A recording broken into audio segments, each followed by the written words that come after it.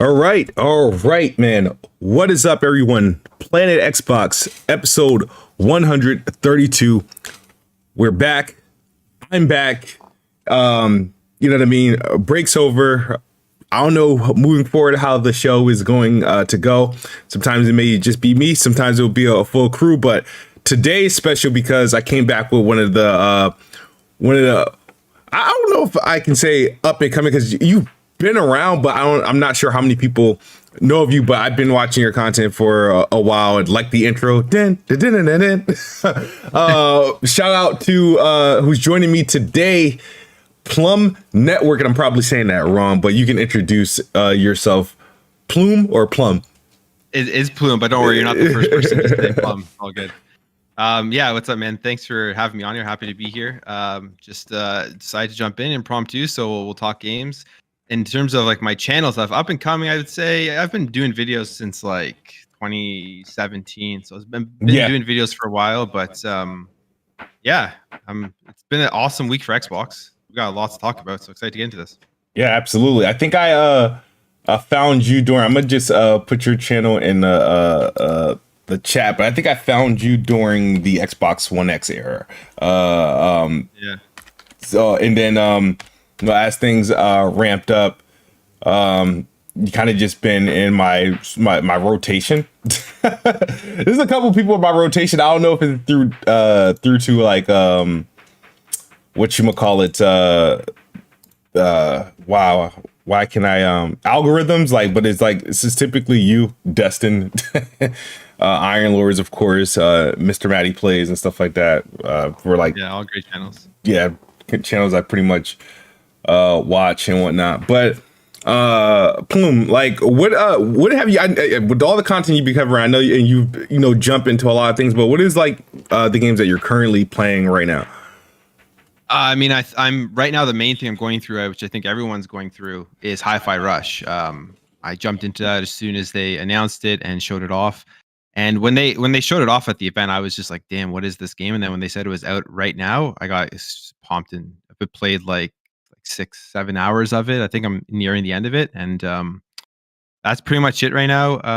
I've also been playing some Fire Emblem on Nintendo Switch, Fire Emblem Engage, big Fire Emblem fan. So jumping into that, but Hi-Fi Rush has all my attention. I don't know if we're gonna talk about this later, but it's giving more of my thoughts on that. But like, it's just incredible. It's a phenomenal game and such a great release what they did with just shadow dropping it. Yeah, I was surprised about the whole shadow drop, but I'm playing Hi-Fi Rush as well. I'm playing also a little bit of the Golden Eye. I tried it. I tried it out a bit last night, and the controls, like, it's cool that you have like the dual analog sticks now, and you can actually right. Yeah, but like that game is just, it isn't a good game. I'll be honest. Like, it was great back on the N64, but you play it now, and it's like, man, it has not aged well whatsoever. Yeah, dude. Like, I was actually gearing up. All right, so I've been playing like, all right, so I played through the Callisto Protocol again. I was trying to go for the run to get all the achievements, so I replayed the game to get through the hardest difficulty during a new game plus mode. I wrapped that up I'm gonna say just before the I think I wrapped it up like on like Monday, maybe Sunday or Monday. I wrapped that up. I guess I just won't get the collectibles achievements. I just don't see myself, because there's not like a chapter select that you can go through, so that's what's really keeping me from even chasing the collectibles in that one. But it's weird because like when I first played that game, I kind of had I don't really care for this thing like that, and as the game progressed, I started to like it more. After when I wrapped it up, I was like, all right, that was actually kind of dope, and I feel like it was good enough. I decided to play the whole game from front to back again on the hardest difficulty, and got it and kind of beat it quicker than I did in my initial run. But I played through that. Forspoken, I was looking into getting that. I was actually about to purchase the game on the Xbox app for PC, because I want to get my Xbox achievements, and obviously I prefer to play on an Xbox controller. I was playing through the demo, and I was getting some a respectable performance where I was like, okay, I can probably do this. I know the game's getting a lot of hate. There's some things that I don't like about the game that is probably not, no matter what happens, is not going to change my opinion on it. As far as I feel like from a core game, I think it's cool. The dialogue, I'm annoyed by it, and I got annoyed during the demo, like the initial demo that released on PlayStation, and even the demo that's on PC now. The whole the way they do cutscenes and how often they stop you, that's a hindrance. So if it hadn't, the crazy thing had not been for Hi-Fi Rush and 007 dropping like with these like, oh, announced and now they're release type reveals, I probably would have purchased Forspoken. So right now I'm just like, you know what, I'm gonna play through these games, give me some achievements, get my Xbox reward points, and then get Forspoken for cheaper. Or maybe by that, the game's been getting shattered on for a while, so maybe they'll drop a discount before I actually have to use my points for it. So but yeah, man. Forspoken is, so you can buy that through the Microsoft Store and get achievements for it. I saw some. Yeah. Right on. Yeah. Yep. Right on the Xbox app. That's cool. Yeah. It's a game for me that like, I never really had interest in it, even way back when they showed it off and announced it and stuff. So I was like seeing all the people dunking on it on the dialogue and stuff on Twitter. And it just, again, I was like, all right, well, I wasn't interested anyway, so I don't really care about how this game is going to do. I'll probably play it when it goes on deep discount or something and check it out. But speaking of cutscenes, the cutscenes in Hi-Fi Rush, the way that they do that is one of the coolest things I've ever seen, where it like seamlessly transitions from like anime to gameplay to like just static talking to like the NPCs and stuff. That was one of the coolest ways I've seen cutscenes, and they aren't that long, and it keeps you. Yeah, no, you're right. The thing is, and we could probably, I mean, obviously we could talk about the Xbox. We'll talk. I know this was a big part of the Xbox Direct, but we can literally talk about this, now, because it is a game that we have in our hands. It's not like, oh, the game looks cool, can't wait for it to come out. It's out in our hands. And this is like, I mean, we've had stealth drops before, right? But stealth drops are typically, like one of those cheap remasters and ports and stuff like that. For it to be a stealth drop, and you look at the game, right? I'm surprised at how much content it's in the game, and the quality of the game. Because like I was like, all right, they're dropping it today. I was like, all right, this is gonna. I was like, well, maybe it's gonna be like some cheap game, but this is a full-fledged game, and I am surprised about like the cutscenes. So I feel like they can actually take this a couple ways, because the cutscenes and stuff, like they'll have the in-game cutscenes, and then they have like the pre-rendered cutscenes, which I feel like if this game gets popular enough, somebody might want to pick it up for them to do a show based on this game. You know what I mean? Like, I don't know if you got those vibes. Like, it's absolutely the story, the characters, and everything. It's well written, and I'm actually like surprised. Like, wait, they really just stealth dropped. They gave this game no time for like marketing or amp up. But the crazy thing is, now that it's out, it's getting the proper marketing. Like, it's all over Game Pass. Like, when you go, it's all over the Xbox dashboard, where you open up Game Pass, this thing is taking up like 3 to 4 panels at times and whatnot. And the thing about it is, like, this is one of those games where that would pretty much be like ported to Xbox years later. It's an Xbox game, but it doesn't seem like an Xbox game. This is like a true to itself, like Japanese, action game. And it's like, yo, this is actually like, and it's really good. Like, the thing is, I don't know if you follow like Jeff Grubb and everything, and some of the people that are like insiders and stuff. So when they were first talking about all day, it was like, yeah, Tango's working on a game like Pentiment, right? like.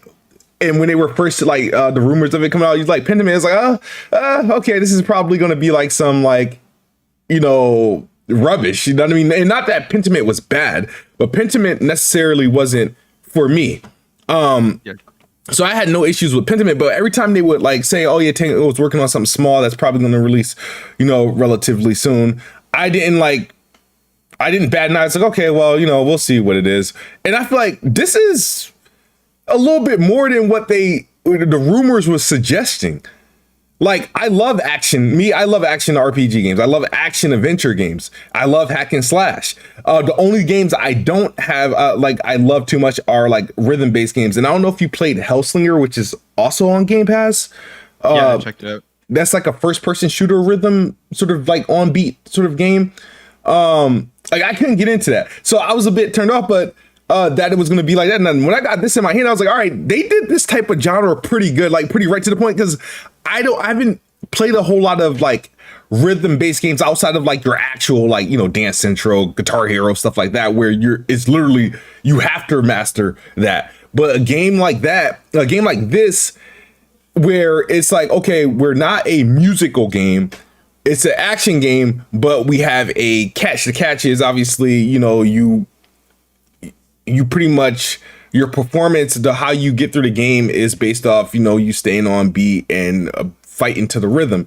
And I feel like for a game like this, which is sort of, they're typically difficult to play if you're not used to games like that, they did one hell of a job for this their first game outside of their usual horror stuff. So my question to you, when they first revealed the game, like going through, because I don't know if you watched it live, I had to watch it literally in my break room, and I think I came in like right at the end of the Minecraft thing, but like when they were showing off the game, what were you expecting them to say before they said, oh, you can play it now? Like, I'm just curious.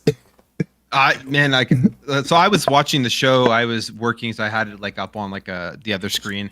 So I was like listening and working at the same time. And then when Tango came on, I was like, okay, they're probably going to show off a game that they are releasing sometime in like the holiday season or whatever. Yeah. So I wasn't expecting any sort of shadow drop from it. But when they showed off like the gameplay and everything, I literally stopped what I was doing. I was like, holy shit, what is this game? Because I love like you, I like action games, action adventure games. Mm-hmm. And I love like the cell shaded graphics and this type of art style. It's just, I don't know, like the colors. And I think honestly, it's one of the best looking games, or one of the better looking games that I've played this generation. It doesn't have like, you know, the realism and stuff like that, true to life, that other games have, but like the way that they've implemented everything with the cell shading and the colors and the explosions and just everything is so well done. But I was like, I don't get that emotional. I don't know if you watch my videos. I'm pretty just kind of guy, but when they showed this off, I literally was like, stop, stare, like, what the hell? What is this game? I got excited. And then when they went into like the rhythm and the combos and stuff, I thought it was super cool. I thought it was something new and creative that we needed. We needed something like this from Xbox that people were waiting for. A new IP, something different, something other than Halo Gears. Because, you know, people still, even with 23 studios that they have, people still think Xbox is the Halo Gears and Forza machine. So like, this was something that was just perfect. And the shadow drop just completely surprised. But we also heard that they've been working on this since like 2017. So. Which is crazy. Like when I thought, all right, so here's what I thought. When Tango Gameworks came on, I was like, okay, well, you got to think about it, because here we are, we're thinking about what was the whole thing with Xbox, like last year, you know, the next, 12 months game releases, right? So when Tango came on, it's like, okay, if they have a new game, their game is probably coming out, later in the year. So it wouldn't make sense for them to show, because I'm expecting games that are going to be releasing between now and June in the showcase. Because I don't expect any game that was showing up on the showcase, I don't expect to be at E3. That's pretty much how I took it, right? So I'm like, okay, we didn't see Tango have a game in their last year's summer showcase, right? This game wasn't there. It didn't show up on like a sizzle reel. So this was like not a part of that roadmap. So when I saw Tango, I was like, okay, well, maybe their deal with maybe PlayStation's deal with Ghostwire Tokyo wasn't as intense as it was with Deathloop, so maybe they're allowed to talk about the Xbox version now. So I thought they were just gonna, show off, Ghostwire Tokyo and maybe some new DLC that's coming to the Xbox version that will be available. So I was like, okay, Ghostwire Tokyo, because it's expected to come out sometime in March for Xbox. So I wasn't surprised at that point. Like, okay, Tango, that makes sense. They'll probably show off Ghostwire Tokyo for Xbox. And no, it didn't even come as a mention. And when they played this, it's like, all right, I know this game was rumored, but like, okay, so how soon is this game going to come out? It's going to come out March, May, or something like that. And when they thought, it was like, oh, and you get to play, I thought they were just going to give us a demo to play immediately. And when it was a full game, I was like, shit. I was like, wait a minute, so now I'm sitting there, it's like, oh man, like everybody's gonna be showing off gameplay and whatnot before I can get home and play this game. And once I got it into my hands, like, you know how you'll try a game and you're just like, there's not like, oh man, I can't wait to play this game because this is a new IP. It's not like a sequel to anything, so you really don't know what to expect. So when the game, when I started playing, I was like, okay, started, and then their tutorials are really good, tutorials. Yeah. Like probably some of the best tutorials I've seen like a game implement. And I was like, okay, I'm getting like the hang of this, and then time started passing. And the story started to open up, they're giving you these, companions. And I'm like, this game is actually legit. And I literally, it was like, oh my God, last night? I was supposed to do a video, right? But I was like, I want to capture some gameplay. So I captured some gameplay, and I captured a lot more gameplay than I like wanted to. And at that point, I looked at the time, it was like midnight. I was like, well, I'm not doing a video. I'm going to bed. Hopefully I'll do the podcast tomorrow, and I'll use the gameplay from there. But this game is, lit. Now, what do you think of the strategy of them releasing the game and then because right now at the time of this podcast, there's only user scores and Steam scores. There's no meta score, right? So do you think like the stealth drop, the shadow drop is like a good thing to what I felt like what it did was it eliminated the expectation of a game, and for that to factor in people's review. So all people got to do is now they play the game for what it is, and then give the review. Like, how do you think of that? Pretty much going forward with the game like this, and do you see them continuing to every once in a while stealth drop a game like in a way that they did Hi-Fi Rush, Hi-Fi Rush, thing. Hi-Fi Rush, the sequel.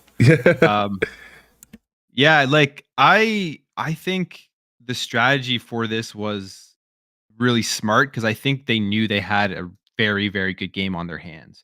And they knew that dropping it like this, people jumping in, checking it out, being interested, it would take off. I mean, it started trending right away. But I think what it does when you stealth drop a game like this, it takes away that period of time where people are continuously comparing stuff to it, waiting for more information, getting upset when there's not enough information out there, when there's not enough gameplay.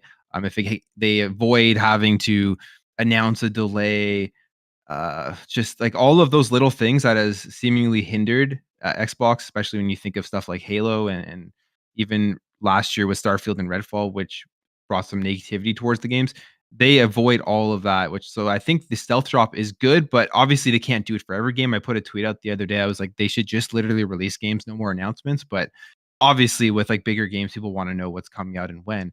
But I think the strategy they did for this was perfect. They did this as well. I think, didn't they do this with the Halo Infinite multiplayer too? You're absolutely right. They did do that with the Infinite multiplayer.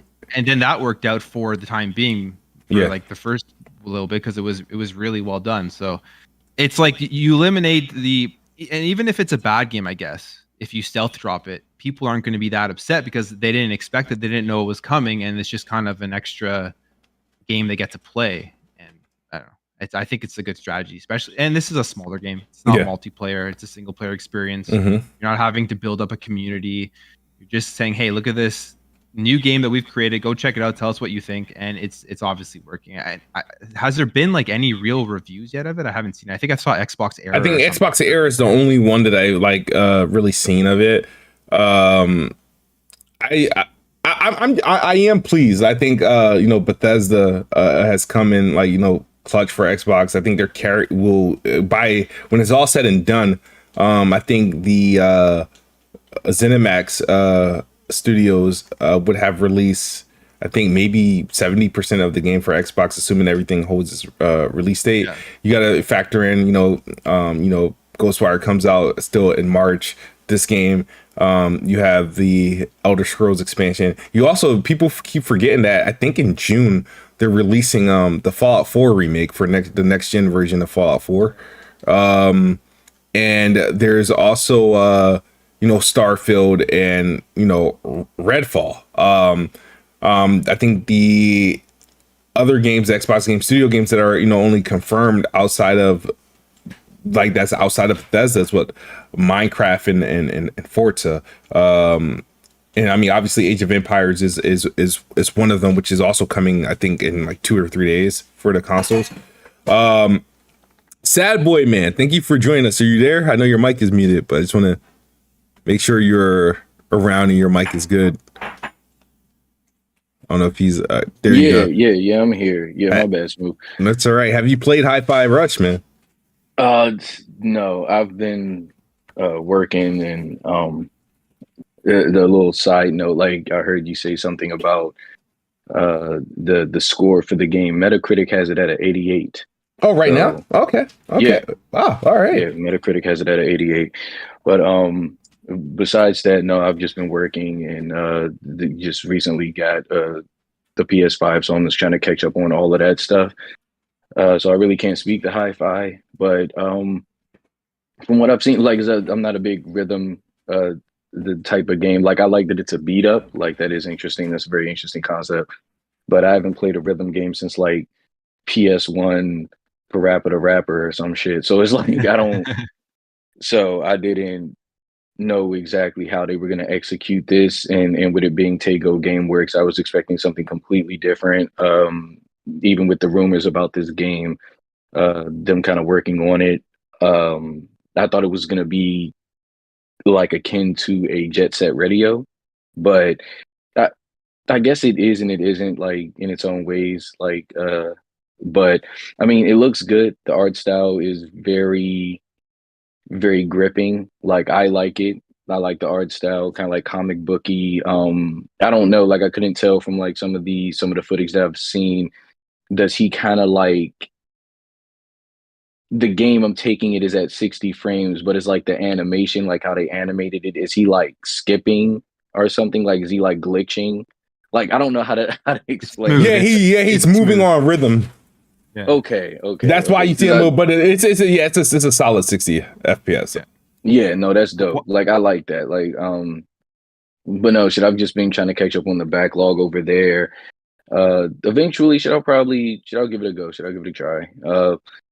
The game, I liked that Xbox did kind of like shadow drop this. Like they shadow dropped it. I think that was very smart on them too.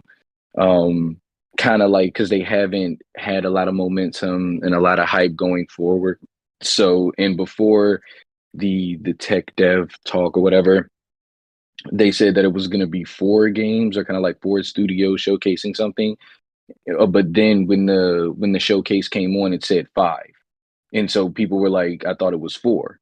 So that was another hint that they had something up their sleeve, but we just didn't know exactly what it was going to be. So, but I dig it. I dig it. So, and I'm glad that it's doing well with everybody score wise. So, I mean, Tango is starting to show its teeth for real under Xbox. So that's good. Yeah, one thing I will say is it is a rhythm game, but you can definitely play it as like just like an action, like a like Devil May Cry style.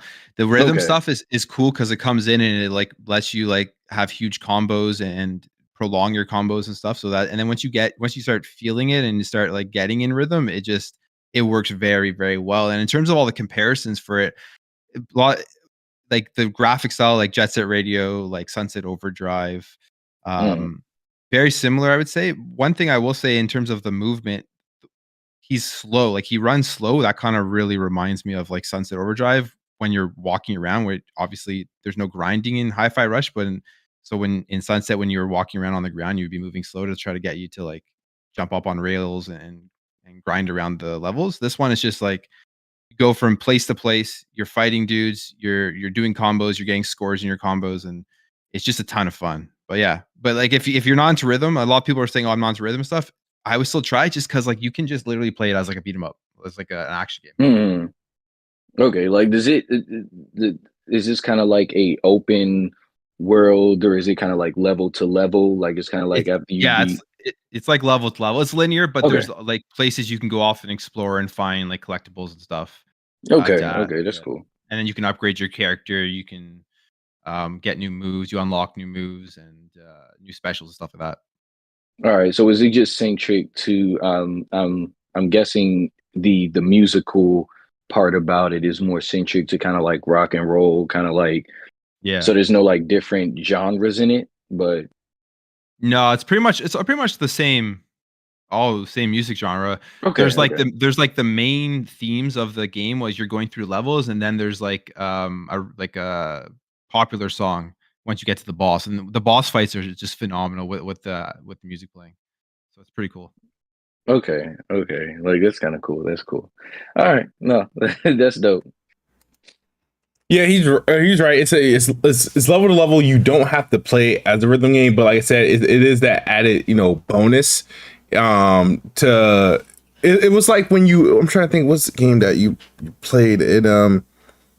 You know how, for example, Rise in the Rome. I really don't want to compare it to this one, but you know how Rise in the Rome, which they should have fixed in this game, but like if you missed, like let's say if you mistimed on like your combos during the QTEs or you hit the wrong button, you won't get like the credit. They graded each hit. It was like Legendary, Centurion, and I forgot the other one. But if you hit it right on time, you got like the highest amount of points for that execution. So in this game, it's like when you're hitting, sure, you'll still deal damage and stuff like that, but you're not getting the points. And you're great, like Devil May Cry and stuff like that. You're graded for like the combos. You're graded for the timing, and you're graded for like being obviously on beat. So they're added points, obviously, and that ties to like your final grade for each stage. And obviously there's achievements tied to like getting playing the game in that way, but no way does it, the game doesn't like work. And like Plume said about like the character does move slow, because I keep trying to and it does remind me of Sunset Overdrive, where Sunset Overdrive, they try to encourage you obviously to grind so you can move fast. So they have all these rails and different traversal areas for you to use to get around the city. And that's why when you're like on the ground and you're like running, trying to like melee everyone, the game really doesn't work that way. You get taken down fairly easily because that gameplay aspect.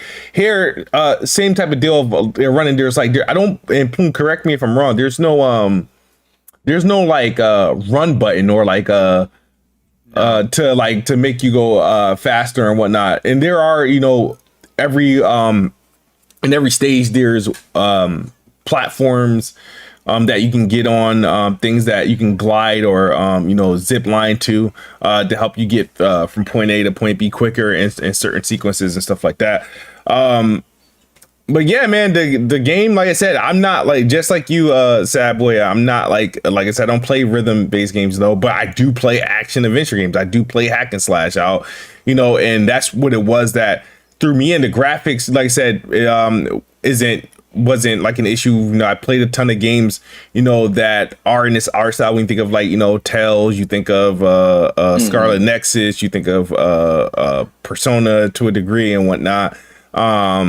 And this fits right in. And just right now, I have to give Xbox this credit. Xbox doesn't, everybody, when they're talking about Xbox and games, it's usually the lack thereof. But when their games come out, they have literally the most diverse like lineup of games. It's very, very diverse. It's like they have games that are not often covered in many genres. When you think about all the things that they're putting out, the games that are outside of Halo, Gears, and Forza, you think about the Age of Empires, you think about the State of Decay and the Sea of Thieves, and games like this. These are all games that aren't like duplicated by other publishers and stuff like that. No, I was just about to piggyback off that. Like, I think what kind of like anchors Xbox down at the moment is this like you said, like your Halo, Gears, Forza. And so these are the games that are always shown, always showcased, always highlighted, always da. So these are like that brand recognition. These are what people recognize with Xbox. So when it comes to them having like your Age of Empires and all of these things, those are kind of like, they're very highly respected, rated, sought after kind of like titles, but it's very niche too. So it's just like with this one, with it being a rhythm game, people looked at it from first glance, they were like, "Oh, this is going to be a beat 'em up," but then it was like they heard rhythm, and they was just like, "Oh, this is different." So it's just like it's like Xbox has its ups and downs, where it's like it will approach gaming from really trying to diversify the catalog so they could capture all types of people and like get them all in the net. Because like I can tell you right now, Age of Empires is never on my radar.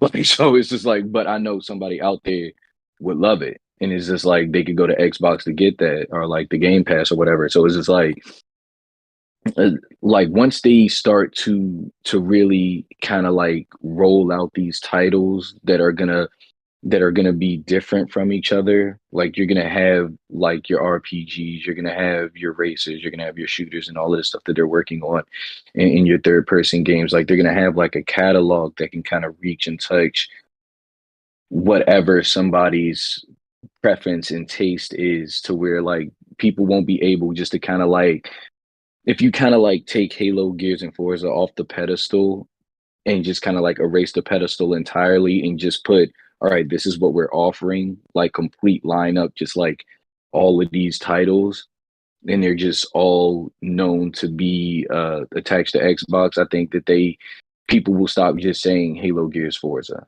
Like people expect to see Forza all the time. What if they don't see it? What if they get something else instead? What if they get a Redfall? Or like, what if they get a Starfield or something that is just like in place of a Halo?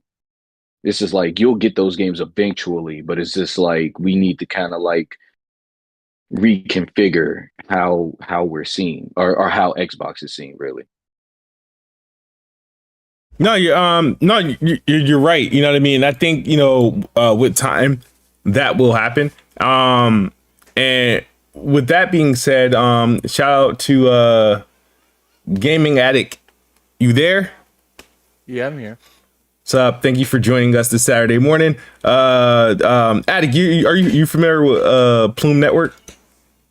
Yeah, every time I ask IOP community who they want on, they always say this dude. What's up, man?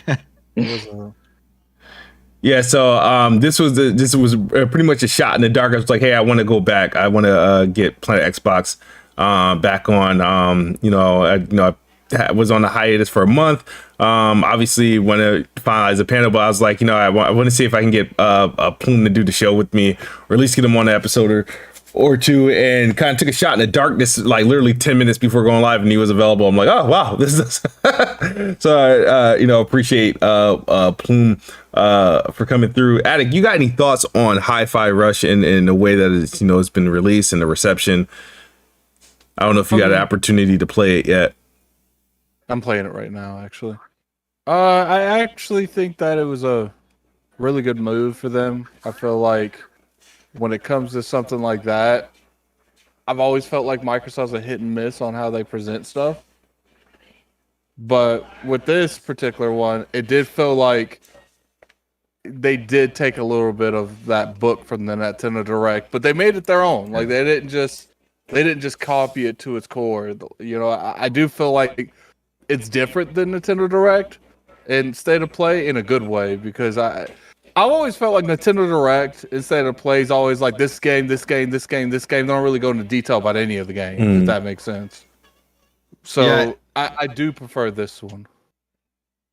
Yeah, I thought it was cool how they actually were at the developers' offices and they had the developers up there. In the Nintendo Direct and the State of Plays, it's just like it has like I don't know how to say it. I guess like a internet shows feel, where they're just like they have the videos of the gameplay. They have like the one main guy there talking about the game, showing them off. But I found what Xbox did that set it apart was going to the actual studios and having the developers talk about it. You could see that these developers were into the games that they were passionate about and happy to talk about them. So I thought, like, for me, this was probably is probably my favorite style of show that Xbox has done, honestly, even better than like their bigger shows. I love how they just jumped right into it. There was no post, there was no time wasting, there was none of that stuff. There was no random videos or stuff that people really weren't there for. They just wanted to see games, and it was short, it was sweet. We got release dates and we got a shadow drop. So I thought it was probably their best show for me. Yeah, like I agree. Like my bad. And then what's up, Addict? But I agree. Like I like the more centric kind of like bullet point kind of the kind of approach, just like with Nintendo's Treehouse or PlayStation shows. Is just like they rarely deep dive unless they send those type of videos to their YouTube pages, and then you can go there to get the more deeper stuff. Or like sometimes there other people who do shows attached to Xbox will have interviews with those creators and stuff about their title.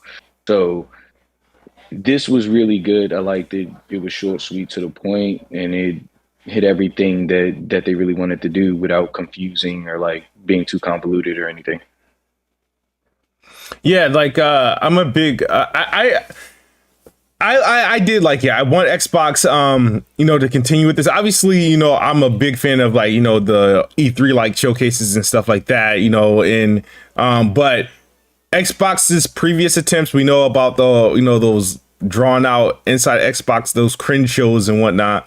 I think this is I think if they can do this somehow, either what I don't know.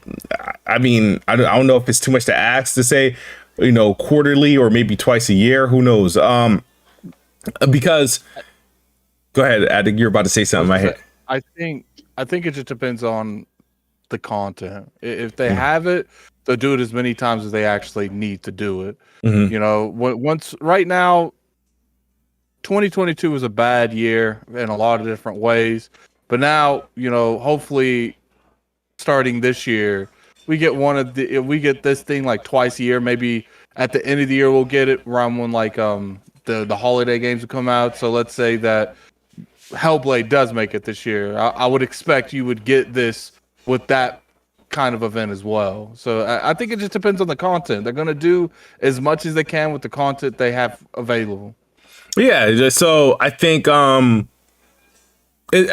do like the whole presentation, like things being filmed, because the thing, if you think about it, it's a production. It was a production at each studios. They're bringing camera crews, they're going behind the scenes, they're talking about their games in depths and whatnot, and it's pretty much, I think, I mean, I understand like it's, inspired by the Nintendo Directs and the PlayStation State of Play, but I think it's a step above those showcases.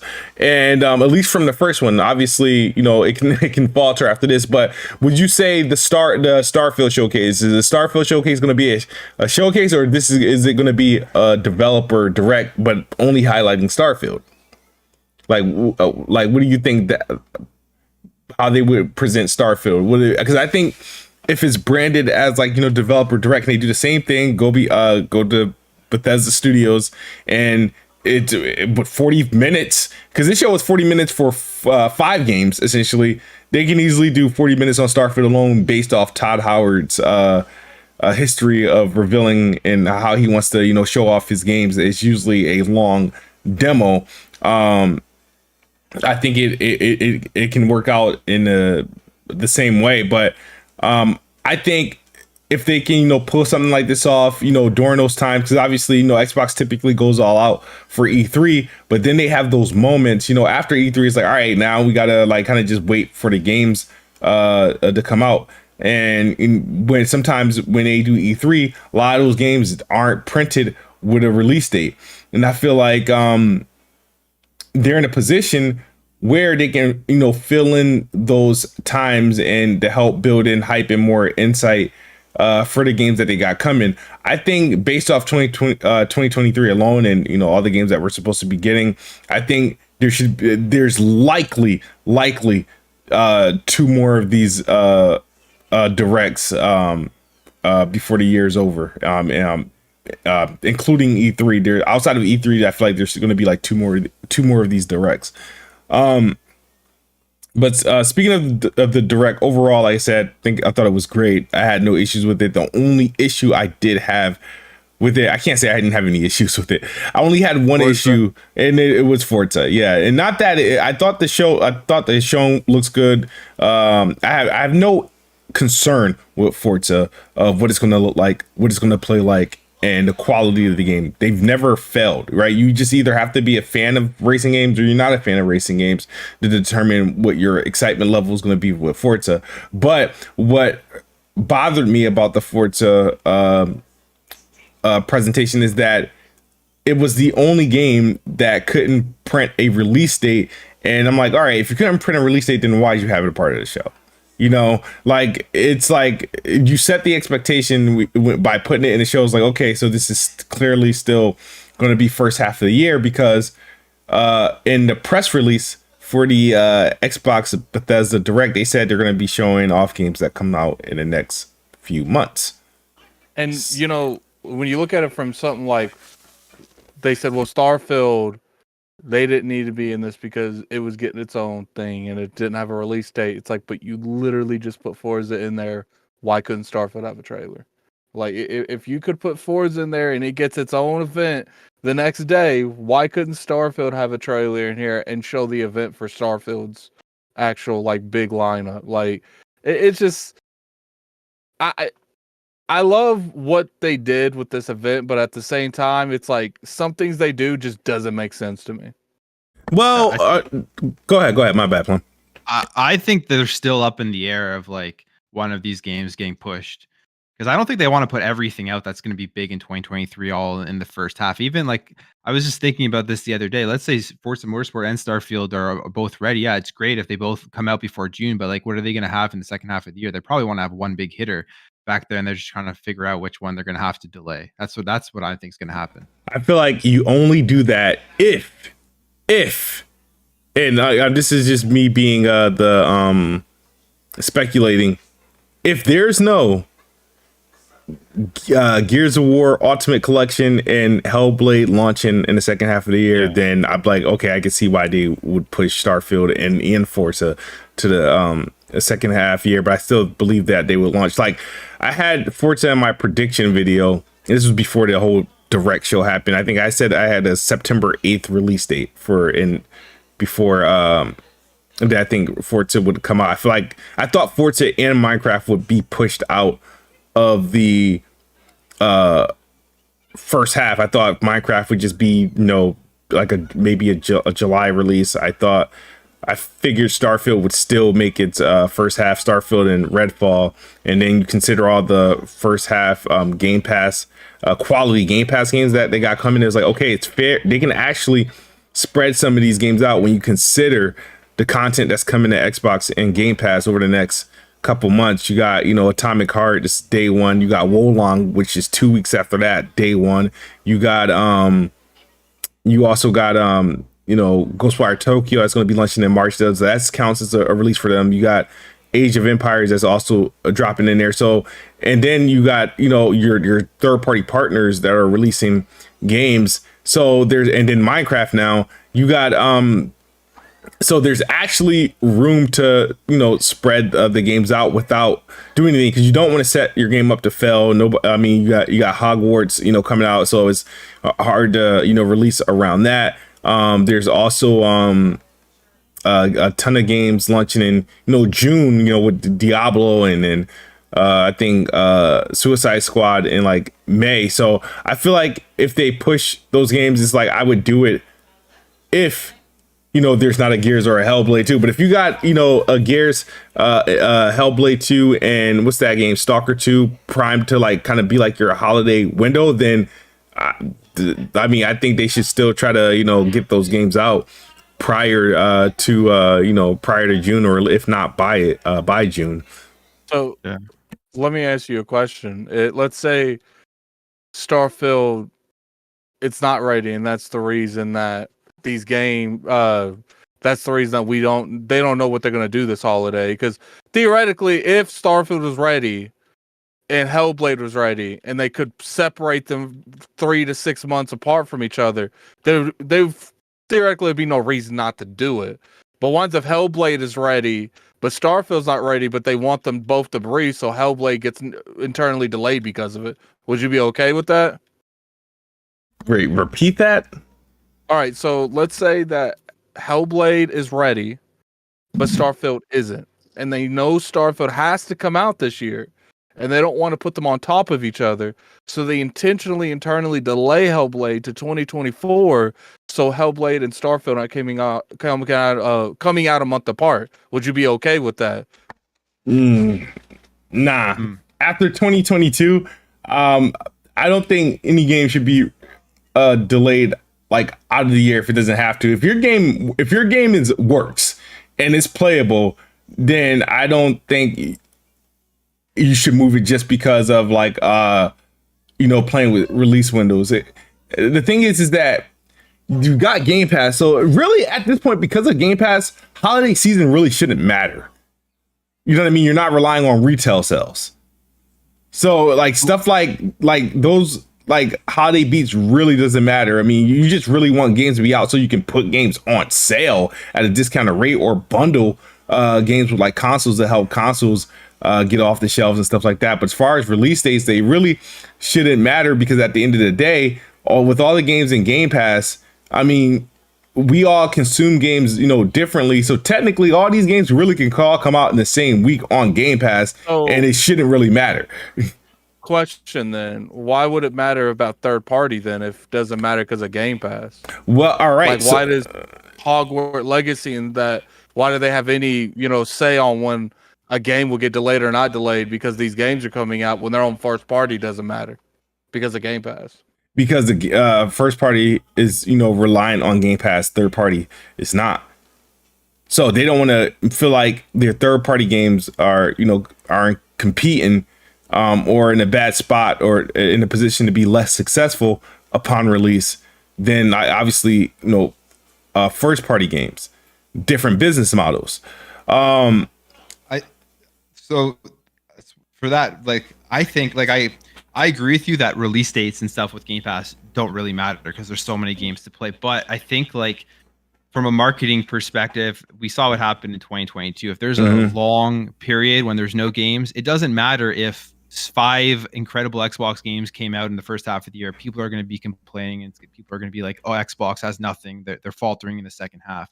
So I think, honestly, this year right now, what we're seeing, if everything is releasing in those first 6 months, it's pretty incredible. If they took one of those games and they had to push it to the second half of the year, I think it would be good just from like a marketing perspective. So people aren't sitting there from June to December sitting for the next Xbox release when nothing is going to be coming. There will at least be something that they can talk about as we get to the holiday season. But I mean, again, like, I personally don't actually care if they were to like push out Hellblade later to get Starfield to come out in 2023, or if they put them all at once, because there's just so many games to play that aren't first party on Game Pass that keeps me occupied. But I just think from like the narrative side of things, they have to make sure that 2022 doesn't happen again with the big long games.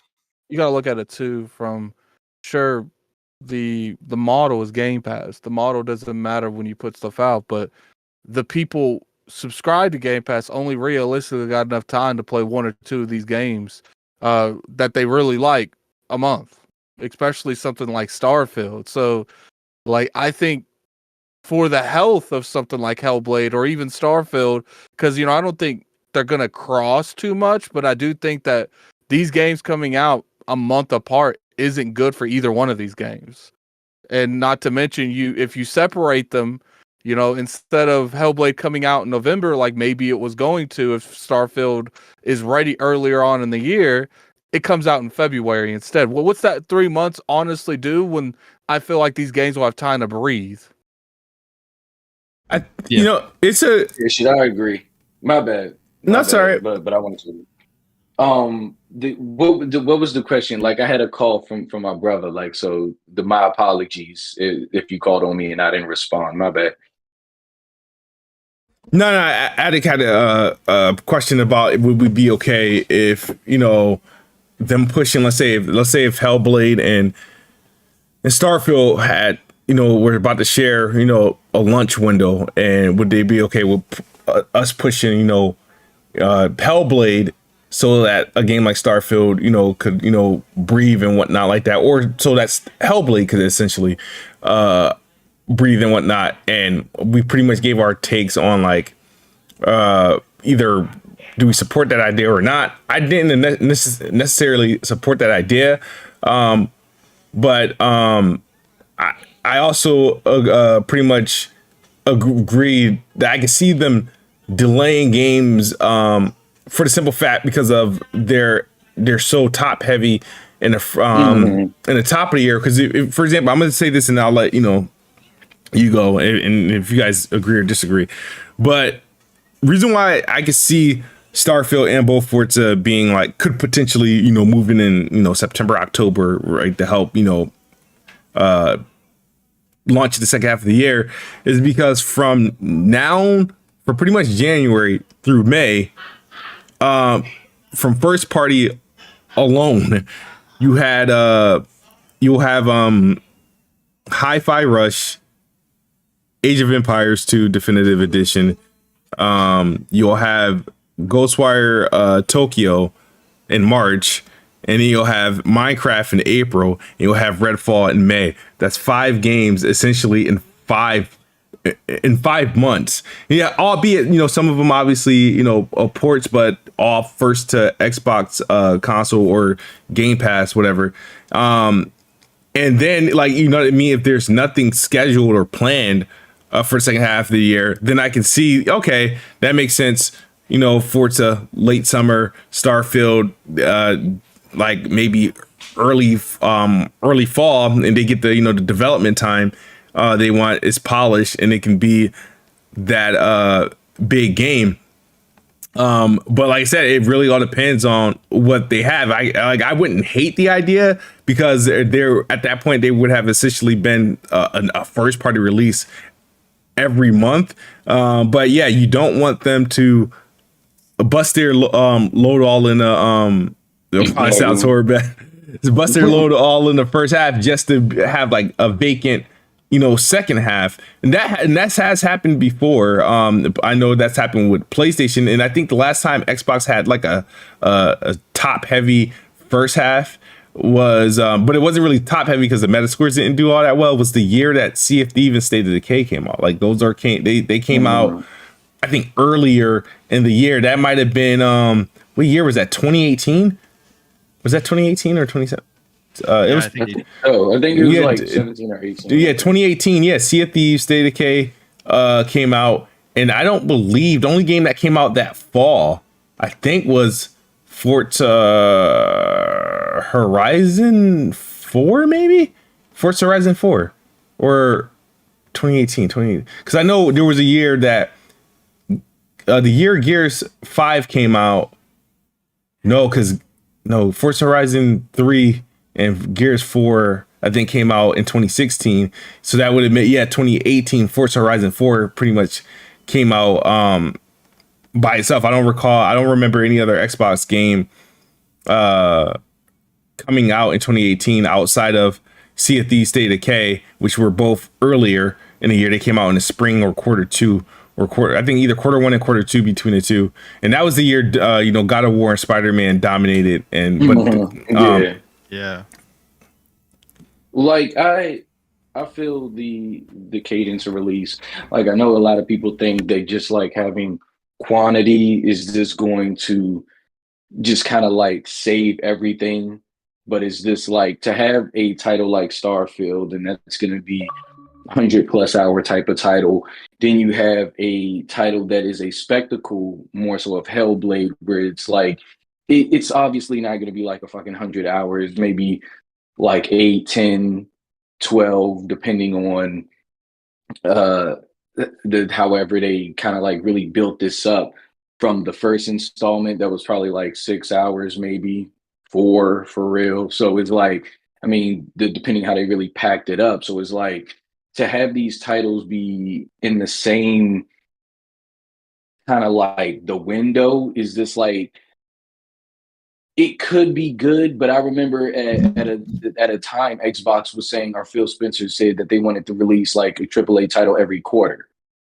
So that still like I feel like that escapes a lot of gamers because it's like they just want a lot of games just to hit Game Pass from Xbox, but you're not even factoring in a lot of the third-party deals, the AA deals, the indie deals that kind of fall in between.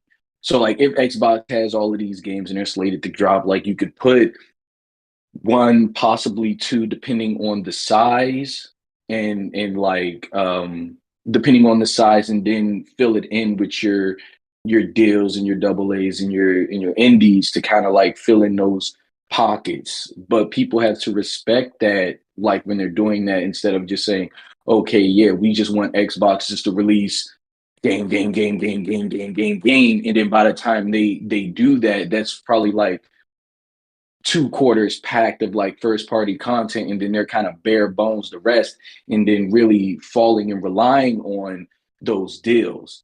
And then again, like I feel like these deals are made like prior months.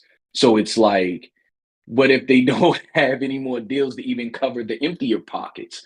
So it's like, then are people going to be dissatisfied, or they're going to be upset with them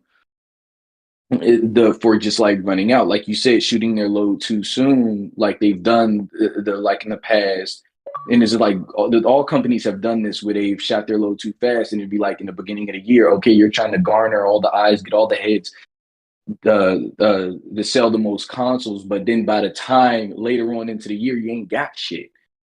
So it's like, then you looking real foolish. Then you kind of scrambling, making up these quick cash grab deals with these random titles that really don't hit. Like, and you know they're not going to hit, but you're desperate to try because you want to maintain that momentum. I feel like if they pace themselves really well, like, and they strategize, like, let's say you put Starfield first, you drop that first. You know that people are going to be spending hundreds of hours, depending on the quality of the title.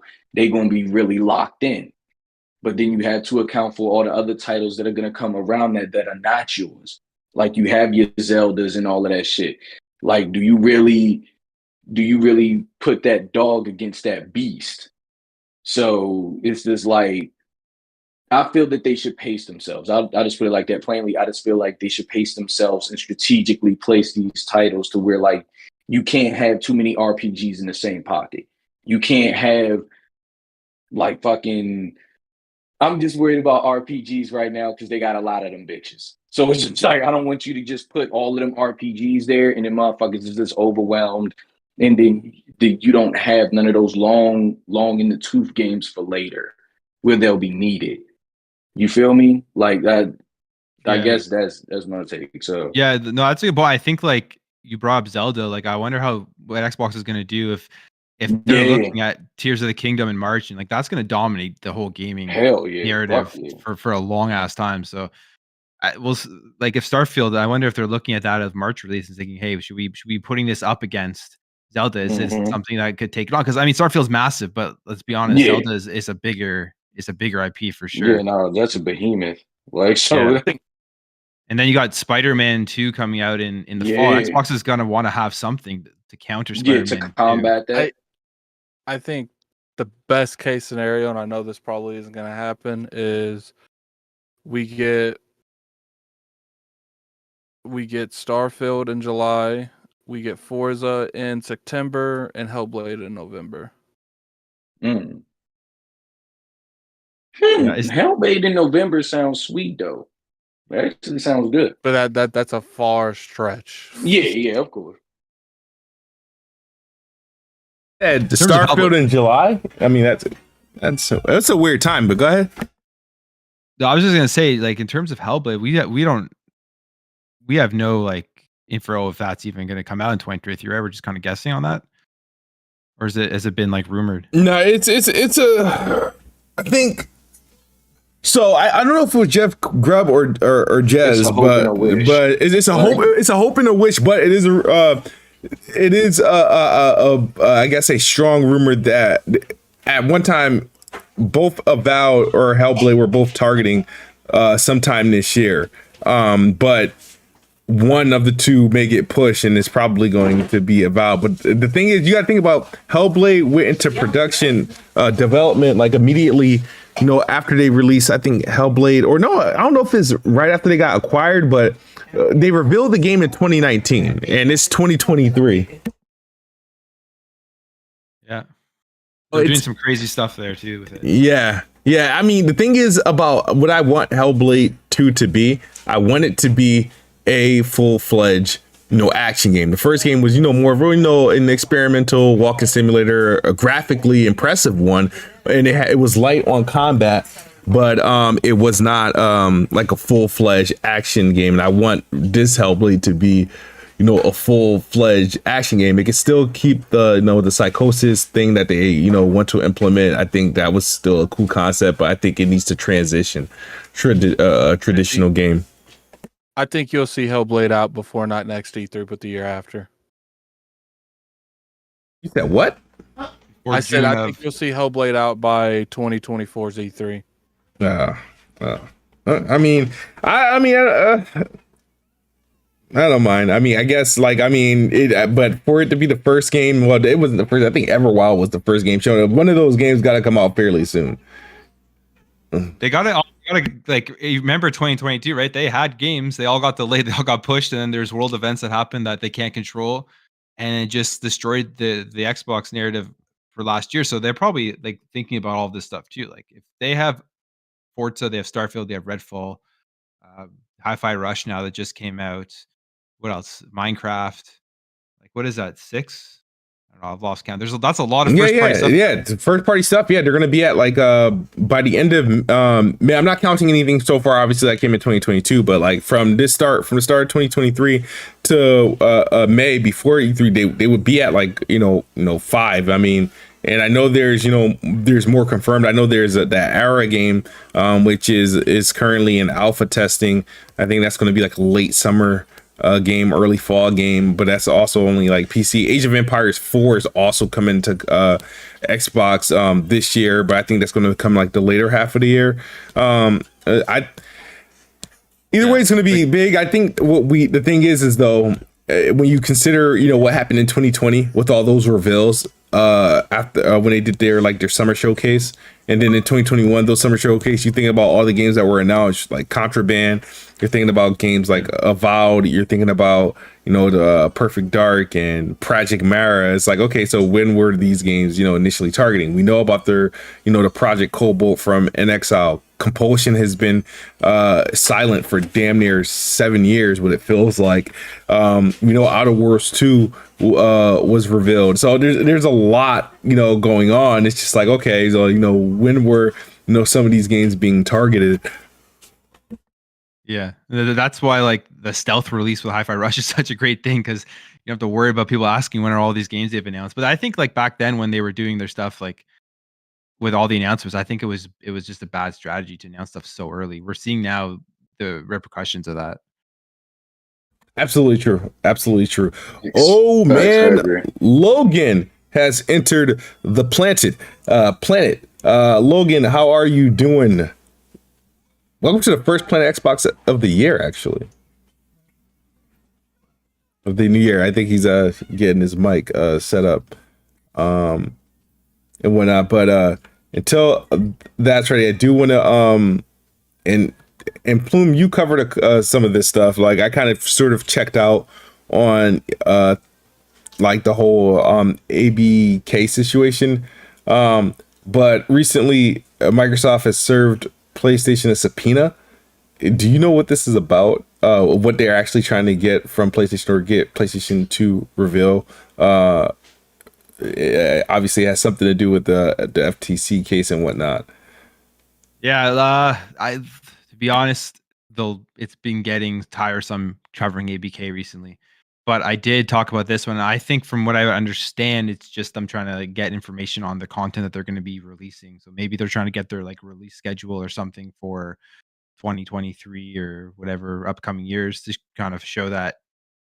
I would assume that Sony has a ton of content to put out and they're going to be completely fine, and they're not reliant only on Call of Duty to push them through and to prosper. So I don't know. We'll see. But all I know is Sony has continued delaying providing that information. I think they're supposed to put it out on the 27th, which I guess they haven't. That was the last thing that I had read on it. But yeah, they received another delay extension to bring it to February 1st, which I think is like a Wednesday or Tuesday or something like that. I don't know. But yeah, I mean, it's a sticky situation that they got going on. with documents being revealed, obviously leaks are going to come out. I think, to my knowledge, I think what they want to do is Sony to prove, based off their internal documentation, that Microsoft owning Activision, how will it impact them to the point where it becomes a necessity or a requirement? Because essentially what this what this lawsuit is doing is pretty much saying, all right, this lawsuit exists because Call of Duty is a requirement for gaming platforms to have Call of Duty. That it's a requirement. Like no gaming business will not survive without Call of Duty. That's essentially what they're saying by suing Microsoft for this deal, which they've offered them 10 years. So. Yeah, I think it's getting a bit ridiculous. I don't think they shouldn't have to offer. My thing is one, I think with deals like this, these vertical mergers, like they shouldn't have to put. I think what this is going to do is this: if we're going to put ramifications on something like this, and that means you got to go to every publisher and say, hey, you can't conduct your business the way you've been conducting it over the last 30 years. You can't do exclusives. No exclusives should exist. That's really what it should be, based on the popularity of this IP. It legally can't be exclusive, and that will put PlayStation and even Nintendo in some cases in some trouble, because it doesn't really make sense to say, all right, this game is obligated, or any game that they think of, because it's made by Activision, should be multi-plat. I think in certain instances, like I'm not Microsoft, but I feel like there's suggestions that they can make that would kill I think is where they're killing the deal. I think it being required to go to every subscription model that's a grounds for killing the deal, for the simple fact that every subscription things we have in our home, Netflix, Hulu, Amazon, HBO, Stars, have literally exclusive unique content to their subscription, which is the reason why we subscribe to some of those subscriptions. And look at The Last of Us. I can't get that on Netflix. I have to use my HBO. So I think situations like that, I don't think Microsoft should have to. If Call it, I don't mind them giving up Call of Duty, keeping that multi-platform, but I feel like anything outside of Call of Duty is just like, I think it's just kind of stupid. Well, I mean, sure, I would throw in Overwatch since it's free to play. It doesn't really matter if that's a game, but I think if I'm Xbox, I want to withhold. I want to keep a lot of these IPs to myself. You know what I mean? Obviously, Call of Duty is the most profitable one. That's the one that's going to make bank. But I feel like everything else in this portfolio has enough incentive to grow Game Pass tremendously. Based off based off IP. Yeah.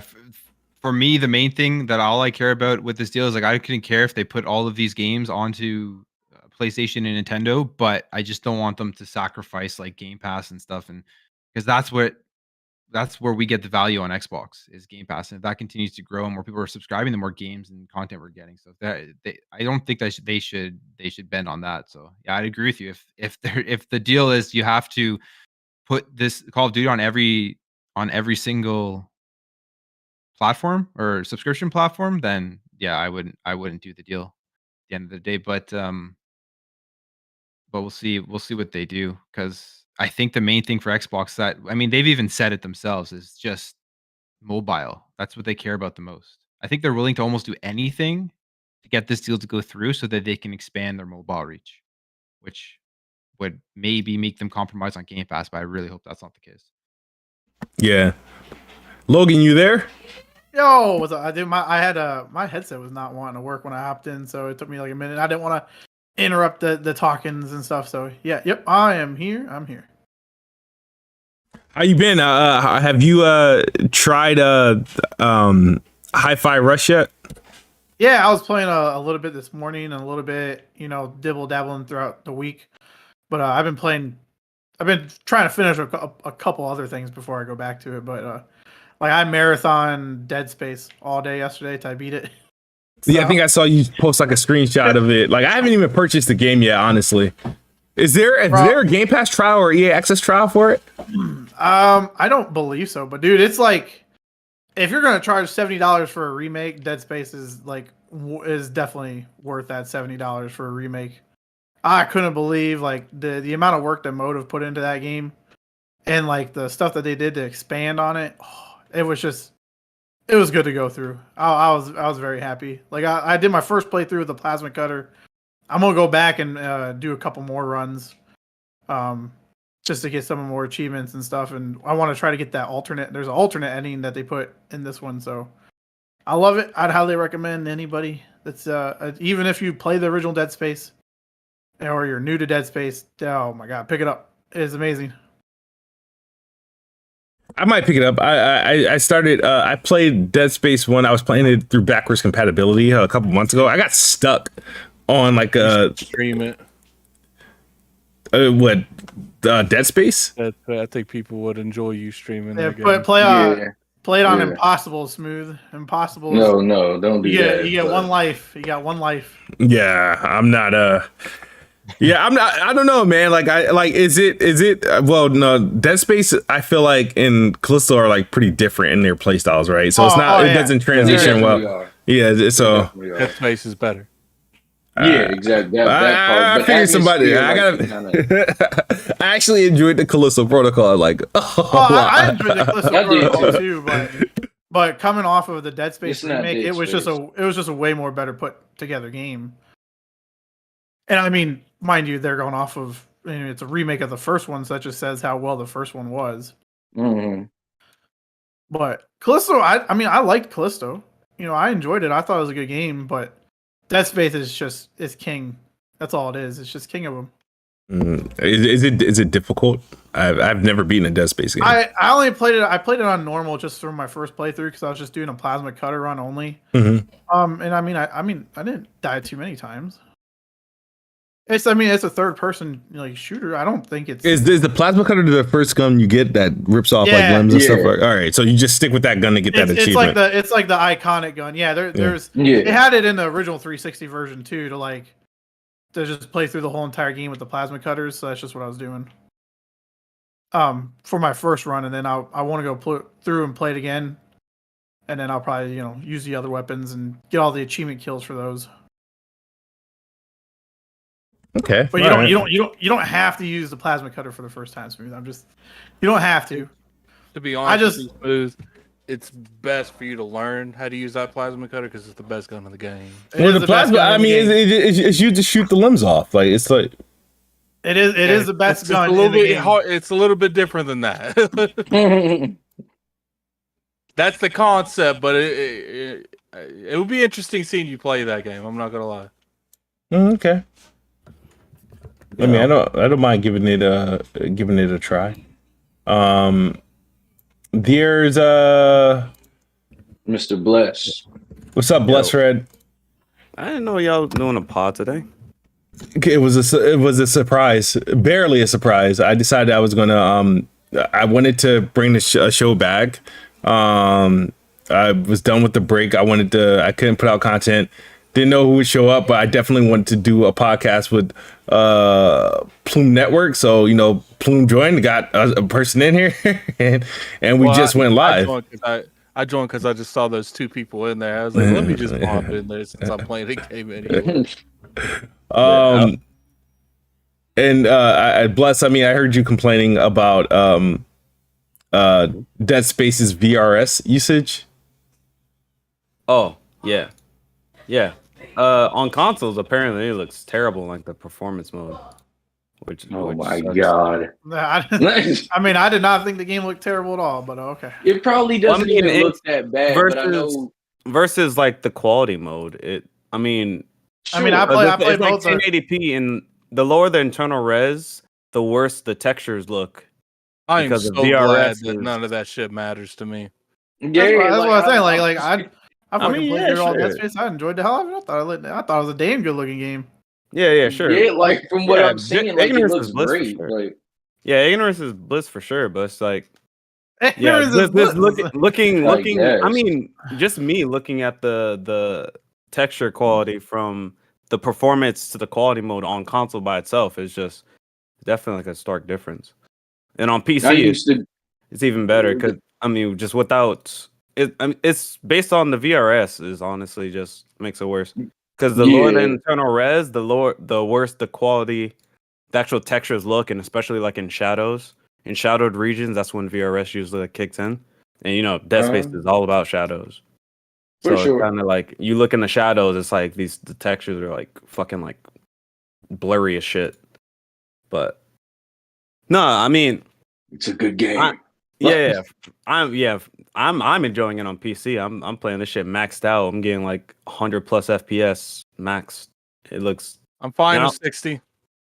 That's fine, but I'm fucking loving. I'm loving this shit. I don't mind 120 sometimes, but it's not necessary for everything. Like the 60 seems to be like fluid enough for me. But like I heard like the variable rate shading, that's what the VRS shit is, I suppose. Like, I mean, it really doesn't seem like a big deal to me. Like I've seen, like I've said to you before, like I've seen like Naughty Dog with fucking Uncharted 4 on the PS4, like pack a bunch of detail into an image that is obviously not fucking like 4K resolution or some shit, but they did that as artists. So it's like, that's where my kind of like where I stand on it. If an artist can really get their point across, then like all of the shiny spectacle stuff is just like, it's not going to really hit me as hard. Cause like, I mean, I'm getting across that there's like different styles and shapes and like texture of books with like different levels of wear and tear on a bookshelf. And it's like, it's like it comes across and it hits and it makes it believable. And that's all I really need. Like it could be 1080p, 1440p, whatever. But it's just like, I mean, all the little 4K shit and all of that and all of that. It just, I thought I was the person for that shit, but obviously it does not matter to me. Like, so yeah, I mean that's great. That's great because then you have less to worry about. Yeah. For sure.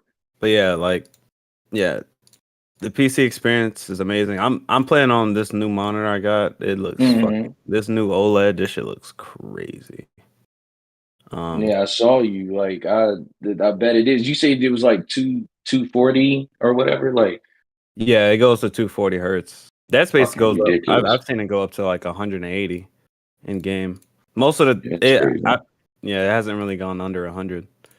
I'm playing mouse and keyboard. Question. I got a question because just a quick rounder. Plume, what type of display do you play on? Is it TV, monitor?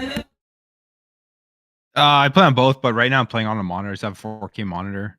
Nothing too crazy, but a 4K monitor and a 1440p monitor. Switch between both of them. Okay. Logan, I know. I believe. I remember what your game room looks like. It's a monitor, right? You play on? Oh, I got like I got in the office game room. Yeah, I got a monitor in there, but then in the living room I have a 65-inch 4K TV. So like that's what I was playing Dead Space on. So I was like, I'm not even in the game. I'm just chilling in the living room, and that's what I was playing. All right. Sad. What do you game on? It's a monitor, my guy. Like it's just that fucking Razer monitor shit. It does 120 like when it can or whatever when it's allowed. 60 like it has good HDR. So I mean, shit, I'm good. Monitor. And Addict, you're obviously you're on the monitor, right? Yes. Bless, what's this monitor that you got? What's the brand of it? It's LG. It's the new one that just came out, the 240 hertz OLED. What's the resolution? 1440p. 1440p. All right, so it's not the So I kind of want the 32-inch version of the 27-inch one I got now. I have I think the 144 hertz LG, but it's 4K with HDMI 2.1. But I have the 240 hertz of the Odyssey G8, which is a beautiful monitor. Curve makes games look good. Have you played a game at 240 yet on PC at least? I haven't had a game reach 240. I've only had like I haven't had a game reach 240. I had games like reach above 140 and stuff like that. But I can get a game to be 240, but it's gonna be like a cheap bare bones fucking game. I mean, you could play like Battlefield 4. Yeah, but I don't play games. You can go like that. Battlefield or Battlefield 1 or something like that and get that shit to 240. 240 looks, I mean, well, I don't know. On controller, I'm not sure how much of a difference would be, but mouse and keyboard, this shit, it's a difference for sure. Yeah. So it seems like most people are running, well, either they're running monitors main or they're switching between monitors and TVs. It's interesting. But yeah, Dead Space this game is amazing. I'm like chapter 3 now. I'm loving every second of it. For those that played both, do you think what do you think is better done? Resident Evil 2 remake or this? The Dead Space remake. Oh, now don't get me wrong. PlayStation The so Resident bad. Evil 2 remake is still a fucking fantastic game. Not saying that, sure. but I liked the like they opened up the Ishimura. I liked the little like story bits that they did, and they added like little side missions and stuff you could go do. And like Dead Space is just a fucking great game. I mean, it's just a good game. So for like what they did, and mind you, like I would say Resident Evil 2 remake, it's obviously a way different of a game than the original Resident Evil 2, where Dead Space remake is still along the lines of all the story beats are the same, all the the bosses that you fight and everything, like nothing's like drastically different obviously from what Resident Evil 2 remake is, but it's just how they did everything and the details that they added into the world, and it was just Motive did a good job, man. I mean, I hope this is I hope EA looks at Motive and says, hey, you know what, you want to do Dead Space 2 remake, and then you want to that's my favorite. You want to fix the redo fix the whole 3. Dead Space 3 and just erase the Dead Space 3 that we ruined. Like, I'd be all right if they went that path, because I hated Dead Space 3. That game was just trash. Yeah. And I would like for them, like, if they do Dead Space 2 remake and then at the same time, like, they rewrite Dead Space 3 and do like a whole new game in general. I think that'd be really cool for Motive. And man, I'd love that, honestly. Just the detail that they put in this game, man, it was just insane. Yeah. Like when you shoot the necromorphs, like the meat, Yeah, like how it has like three different like phases where it's like, oh, it's flesh, and then you shoot it, and then you can see under the flesh the red, and then you shoot it again, you see the bone. They did add when you like damage them and stuff, when you get to a certain point, you can actually pull their limbs off. Yeah, and use their limbs. But like you can like yank them off, which I'm pretty sure I think that's like a new thing that they added. Before it had to be shot off. Yeah, it had to be shot off, and then you can pick it up. Where if you do like a certain amount of damage to like the flesh, when it gets certain injured, you could just pull it right off. And there's like an achievement tied to it too. But I thought that was like really cool. And I love the more dynamic in terms of like the enemy design, or not enemy design, but the enemy placement. Like they're more dynamic, in terms of like them popping out at you. Yeah. And fucking this audio design. I'm playing this shit blasting in my headphones. This shit is fucking incredible. Such good audio design. So the pretty much the verdict is that Dead Space is a very good remake. Boom. Have you played it? Absolutely. I actually just got into Dead Space earlier or last year. I finished the first one and I love the original. And I'm gonna check this out. It's just I have so much stuff on my plate right now with games that I'm just gonna wait. But I am definitely gonna pick up the remake. Everyone's saying it's incredible. Yeah. I'm gonna wait. After I get through hi-fi, I gotta I don't know if I can say this, but I got hi-fi and then and also with SpongeBob SquarePants. I'm working on those two. I still want to play, I want to play Forspoken for sure, and like the full game. And I mean, in Dead Space, it's also definitely on the radar. I just wish they had like a trial, because like those trials definitely like help determine whether it's like, all right, I'm going to play this now or am I going to play this later? And like I said, didn't originally beat the original Dead Space. I have really no reason, for to dislike the game. I literally only played it, which is probably bad now. Got into bothered playing Callisto Protocol, and I think Addict, you bought that game or have that game, because I know I didn't natively buy it or anything like that. So to prepare myself for a game like Dead Space, I think once we found out it was so drastically different, I was like, Did you like the Callisto Protocol? I loved it. I didn't like it at the beginning, like Dead but Space a million times better then. Yeah, because I enjoyed Dead Callisto Space is too. better. Like, I didn't think it was a bad game. Yeah. But like, if you like Callisto, you're gonna love Dead Space, because Dead Space is just a million times better. Yeah, that Callisto is a decent sequel, but yeah, Dead Space the original is definitely better. Definitely better. I can't wait for it. I want them to do 2 so bad. 2 is like the best combination. Between like horror and combat. Should I feel that, like, with them doing this, of course, anytime they do remakes, they kind of gauge the reception that it's gonna get. So it's like, this is obviously doing really well, Metacritic scores, all of that bullshit. But it's like, it's all doing really well. So I think, like, Motive has a beast on its hand, and with the extra, or like with them kind of like building out the story with more detail and everything, bringing back the original voice actor for the voice of Isaac, but also the look of Isaac. Hopefully, I haven't played the game yet, but when I do, they completely redid his model, and no, because it's modeled after the voice actor.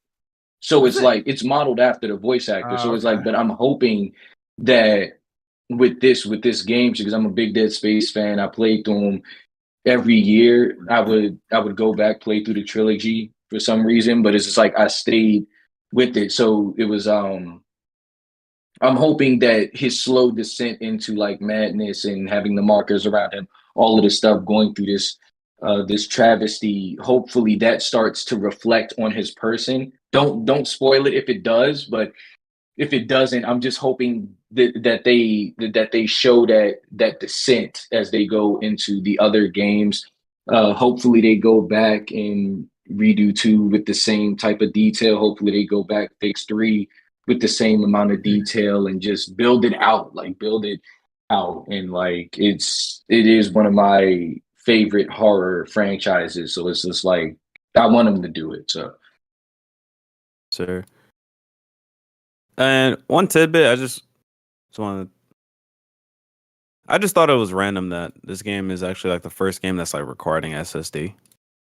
That's all. Yeah, but isn't it the next gen only game? Like, well, you gotta think about it, right? So, like, I know other games don't. We're seeing a lot of games that were either designed for next gen only, like especially these PlayStation ports, like Returnal and like Forspoken and stuff. The demand getting like sort of convoluted and higher and stuff like that, which is expected if the baseline is no longer Xbox One and PS4, and the baseline is now PS5 and Series S and Series X and whatnot. If that's going to be around the baseline, then it now makes sense that the requirements go up, right?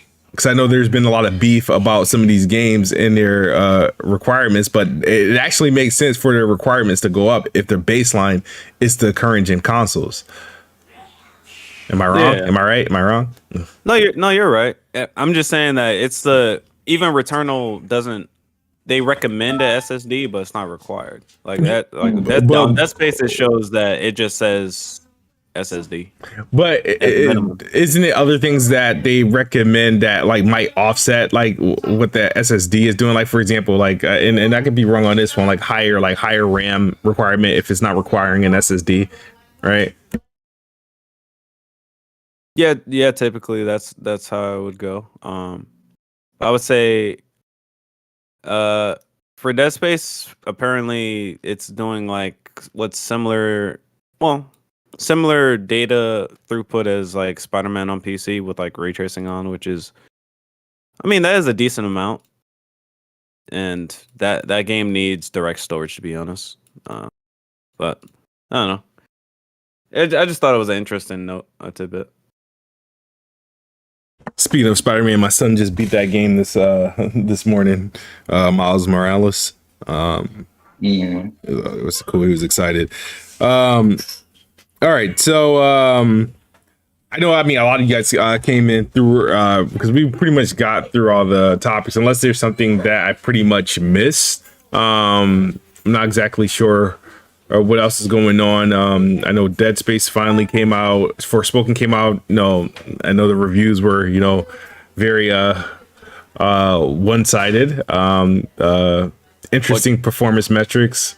Y'all talk about that? We did not. But I figured. I don't know who on the show has the game. Addict, I saw you stream it, so I know you got the game or have access to the game. I wish you bought the Windows version so I could have access to it. But I got the game too. Tell me about it, because I can only judge on the demo. I can't judge the full game. So I'm only like 3 hours in, because then everything else just kind of came out. So I'm not super far, but dude, like I guess I'm not seeing the hate that the game's getting for sure. Like I get there were some cheesy lines and stuff, but like I'm having, for like the 3 to 4 hours that I put in it, I was like, I'm having fun with it. Like I'm not understanding where all the hate's coming from it, but I like the combat. The combat's fun. The game does not look as bad as people are trying to make it out to be. But I will say performance is still, like, I would agree that performance dips. So it is definitely poorly optimized, because I'm playing it on the performance mode, and like you can tell sometimes that it just goes down. Yeah, like it's like an actual game that, like, most games, whenever they dip like 5 or so frames here, like you can barely ever tell. But this one, since it drops in like the 40s, like I can definitely tell the FPS dips. But I'm not like super far into it. But what I've been playing of it, I like. I played the demo on PC. I don't know. That shit is pretty ugly to me. I played that shit maxed out. That shit is. Well, what I can say is what I played on PlayStation, what I play on PC, there is like an improvement. So the game has an opportunity to look better. Because I feel like what I played on PC at the settings I was playing, I feel like it was like very satisfying. Sure, it's not like I wouldn't look at it and call it like, oh, this is a next generation game or anything like that, right? But it was a better impression than what I got when I initially played it on PlayStation when the demo come out like last month. Yeah. I think the biggest problem with it, is lighting. Like the lighting is just flat. The ray traced ambient occlusion, it doesn't work on a lot of objects. It's a lot of screen space, actual like shadows. It like the lighting, like the textures aren't all bad. Like there's some rock textures I saw that were like kind of trash, but like it's just the lighting. The lighting is flat. It just looks ugly. It looks like the Pokemon game. Like distant shadows, they basically don't exist. It's like on trees and stuff. Like the lighting is just trash. Are you playing in ray tracing mode where it loses the shadow on trees? I played the game maxed out on PC. Like the game, the lighting system of the game is just bad. It's just a bad. I mean, how did you like Final Fantasy 15? Like I feel like the games look similar. Final Fantasy 15 had better lighting. It had a better lighting system. And that game had dynamic lighting. It had a night and day system. Forspoken doesn't. And the lighting system is worse. The game came out 8 years later. It's weird. It doesn't make sense. But yeah, I don't know. I think the lighting of Forspoken is the biggest problem with it in terms of graphics. And what engine is Final Fantasy 16 going to be using? It's not specified yet. But that game looks graphically amazing. So, I mean, Forspoken once looked graphically amazing. Yeah, and those fucking trailers. Remember when it was called Project Athia? Yeah, that shit looked way better on that first showcase. When it was Project Athia, I thought it looked like the Unreal Engine demo. Yeah, it looked great, and then this shit came out, and I'm like, what the fuck happened? I don't know. Optimization said hello, smacked it beside the head, but yeah, I don't know. Shadow drops are good. Yeah, do you think if Forspoken was shadow dropped like what to say maybe a year after that reveal, you think it would be better People will be making the comparison. Probably, yeah, right. Maybe, But I but don't know. I haven't played it also. I think the combat is definitely good. That's probably gonna be like the best part about it. I don't know if I'll buy it. I probably won't. I might just when it actually gets broken, or I might just Bro, monkey D. Luffy it. But I look through all these key sites and I can't get a Windows version. It's only Steam versions. Like, I don't. that's what I told you, bro. Like they're not gonna do that. Like you're not gonna find a Windows key version. The motherfuckers ain't getting those type of codes, man. Only codes for other sites that you're gonna find is EGS, Origin, or Ubisoft. You're not gonna find Windows like. No, I mean you would think because Xbox games are on like CD keys, like their digital codes. So you figure like the Windows code would be because a lot of those games also are like play anywhere codes too. So you would think Forspoken would have made its way onto the cause I'm not paying like $70. I'm not paying $70 for Forspoken, and I'm not paying $60 for Forspoken. I wouldn't have played if I didn't get a review code. That shit is a 30 maximum, bro. Otherwise, it's a pirate cop. Yeah, I was ready to day one the game, but I'm like, I want to play it, but I don't want to play it for $70. I don't really think it's worth $70. I don't think a lot of games are worth $70 in my opinion. So, like I said, hopefully, I'm gonna earn me up by playing some games on Xbox, earn some reward points, or hopefully they humble themselves and they put out an early discount. Maybe those sales are bad. Encourage them to put out an early discount to inspire us to go get it. It's 60 on Amazon right now. Yeah, I was about to say I already saw it went $10 down 2 days after release. Them niggas know that shit's not gonna sell like that. I think after playing the little bit I played, I do think people are exaggerating a little bit on the cringe dialogue. Look, there is a lot there, but I think that's one of the least of its issues. I feel like the controls are clunky a lot. Like they give you the illusion of all this movement, and it has a good amount of movement, a good amount of combat system, but every time I do something, I feel like I don't really have control over her. Like I'll try to jump up on like a mountain, and she'll just fly past the mountain.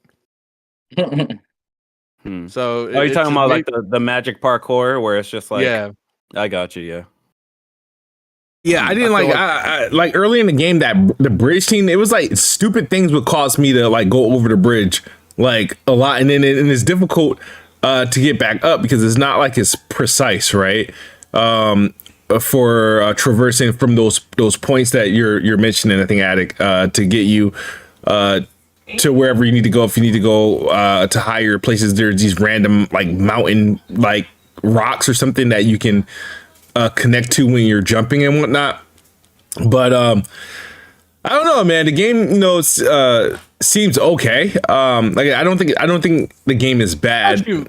I remember you capping like crazy for this game. Yeah, because I was looking forward to the game, and then the more they showed, the worse it got, honestly. Yeah, and the primary reason I was looking for it because I had no intentions of getting it for PlayStation. Once I learned that I was going to get it for Steam, but then I learned that it was coming to Xbox through PC and supporting Xbox achievements. I was like, oh, then yeah, this is done deal. I will get it. Then I learned it was $70, and I'm like, all right. Well, it's PC. I can probably get a code, and then I learned the hard way. I'm finding codes all over the place for Steam for cheaper, but I just can't get I want the Windows version. Like I'm like, you know what I mean. I prefer to play it on Windows. Well, what sucks about those codes is it was a lot cheaper like months ago. Like the codes were like it was like in the 40s, but now it's just like $60. It's like no one's buying that code for no $60. Yeah, shout out to Doc Dark at 1985. I see him in the chat. He's like, so all facts so far, there's maybe three games that are out for 70 that's worth it. Hey, I mean, yeah, I don't think there's any games. I don't know what game I felt like is worth $70. Like now, there's games that I paid $70 for, just Was because. Elden Ring 70? No, not 60 60. for all that content. I think so. All the PlayStation games that I bought were 70, and I haven't beat not one $70 PlayStation game. No, I think no Ratchet and Clank. I eventually finished that one. That was definitely not worth $70. And that was not worth $70 at all. Yeah, Returnal I don't count because technically I didn't buy it. That game paid for itself. And You didn't beat that though. no, I didn't. I know it didn't beat it, but the game paid for itself. Well, yeah. But I didn't beat God of War or Horizon yet. Surprisingly. Wow. No, Mhm. like I beat God of War. like no, I'm playing through God of War right now, but I'm First off, I want to I'm call gonna head Smooth out off. over here. I'm gonna head off. Thanks for having me, Smooth. Shout out to Addict, Plume, Blessed and Old Man. I will see y'all later. Y'all have a good day. All right. Peace out, bro. All right, man. Peace, man. I don't understand how Smooth be buying $70 games and not playing them. He bought God of War. No, listen. Might be I got- psychological. I got a bone to pick with Smooth because this man out there capping for Evil West, saying Evil West was better than God of War. Ain't no way. Wait, you game's said that? I don't think I said it's better. I think I said something. I sold God of War. I sold the digital God of War code to anyone who bought me Evil West on Xbox. It was like a trade. So I'm gonna look this up. Hold up here. yeah, I probably no. You know what? I think I did say something, but I think that was because the Addict probably hyped me up to say something, bro. I might have said something that insinuated that Evil West was better than or might have been superior to God of War. I don't know, but I don't like Evil West either. I thought that game I tried Evil playing West that. was trash, man. Yeah, I Evil got a West was review pretty code for bad. that game, and I'm like, fuck this, dude. Yeah, that game was pretty bad. That game was terrible. Wait, so what don't you like about God of War? You said successfully traded God of War Ragnarok for Evil West. W. Yeah. All right. So Plum. All right. So it's not. Yapping ass I motherfucker. think God of War to me it's more of the same of what I played in 2018. And when 2018 came out, even though I liked it, I thought the game was highly overrated. I feel like God of War 2018 and 2018 was the third best game I played that year behind Spider-Man and Assassin's Creed Odyssey. But so when Ragnarok came, I was like, all right, whatever, I'm gonna do it for the culture, right? Got it, and I don't know. I just feel like I've done this before, so I didn't feel like the hype or the you know how you get this drive like I want to play this game. I just want to play. You continue. I didn't feel the drive to continue playing. I just felt like been there, done that. I'll just play on when I got nothing else to play, and then I just eventually dropped the game. Same thing with Horizon Forbidden West. Even though I thought the game looked remarkable, I got very bored. Like to the point, there was points where like parts of the game I would fall asleep, wake up in my chair like 2 hours done passed, and I'm like, oh shit. Like so like it's not that I'm saying that the game is bad. I just find Horizon Forbidden West, I think it's just very boring. Gorgeous as hell, looks good. It's just boring. It's just too boring for my liking. And God of War is just like I feel like I just done this already. It's not like So, I don't know. how much was Horizon? $70. They're God of War, you bought God of War, Horizon, Mm-hmm. bought them both for full price and beat neither of them. Yeah, man. That's why I don't freaking. That's why I have regrets. This is why I have like a strong stance against games being $70. All the games that I've enjoyed and beaten were all $60 or less. Probably mostly less than $60. If you think about it.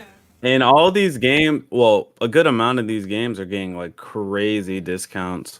Yeah, Like Need for Speed Unbound. I know they shadow dropped that game. That game is really good. I need to beat it myself. That game is really good. Like they shadow dropped that game, and then a month later, that shit's literally half off on PC. Literally half. $35. I'm like, what the hell?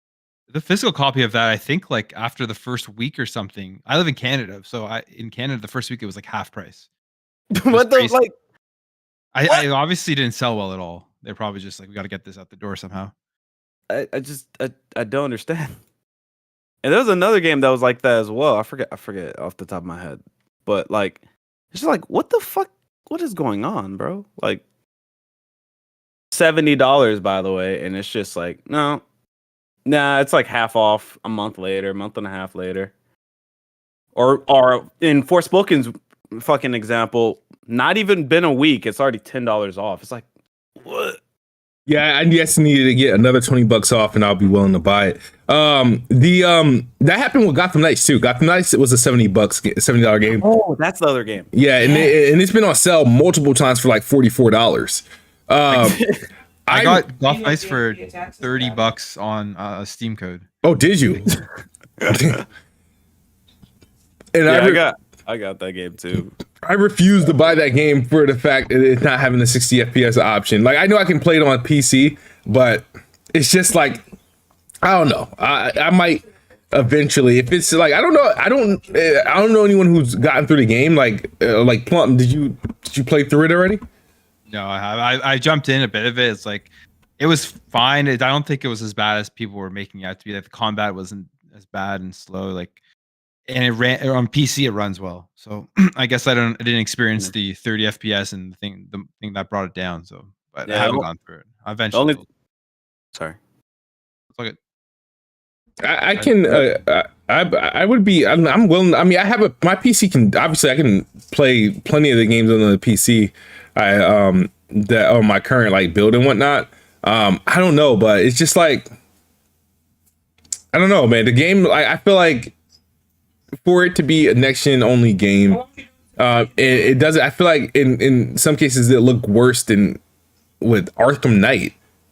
And Arkham Knight is what, 2015, 2014, and it never had a 1X or a PS4 Pro patch. No. Like, Yeah, that's another case. It's another case of like, well, to an extent, it's another case of lighting and like art, like just like artistic direction. It's like its artistic direction is very bland, and the lighting is not very good, and it just looks flat. The game just looks boring. It doesn't. The Gotham City doesn't have an identity to it. Artistically, it artistically just looks like any other city. Like, oh, if somebody said this is New York, I wouldn't bat an eye. Like, it doesn't look like Gotham City. Arkham Knight looks like a Batman city. It looks like Gotham City. It looks like a very, very artistically directed game. Versus this is just bland, and yeah, and the graphically it's meh. All right, quick rapid fire thoughts before we get out of here on this whole Suicide Squad situation of it supposedly being a games as a service. Does that change your anticipation for the game if anyone was interested to begin with? Yeah. Absolutely not. I was burnt on Avengers, so it lost all my interest. I mean, for me, absolutely not, because we were hearing about rumors about this years ago. I was talking about this years ago. I've been knew this is going to be games as a service. I've been fine with it. So, like literally, like 2019, like I was here, or not 2019, 2020. I was hearing about that shit. I'm like, okay, I'm fine. I'm more concerned why it's got a battle pass and it's not a multiplayer type of game. No, I don't care. I mean, Avengers had battle passes for every single character they did. And each one was $10 too. It wasn't like a battle pass for everything. It was a battle pass per character. and they're going to be delisting fairly soon. I think they stop all upgrades when all updates. Like in April, like I think whenever the last update goes out, and then it is getting pulled and delisted in September.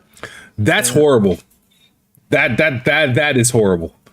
To say the least of it, like, and then all the cosmetics are going to be free, I think, after the April time too. What do you guys think the odds of this game being successful? I think they're. I think it's pretty high. You gotta think about it. I think it's pretty high because Rocksteady's quality. They're not gonna put out. It depends. It really all depends because it depends on. I think it probably be a good game. But the success of it is probably already handicapped by Gotham Knights and Avengers.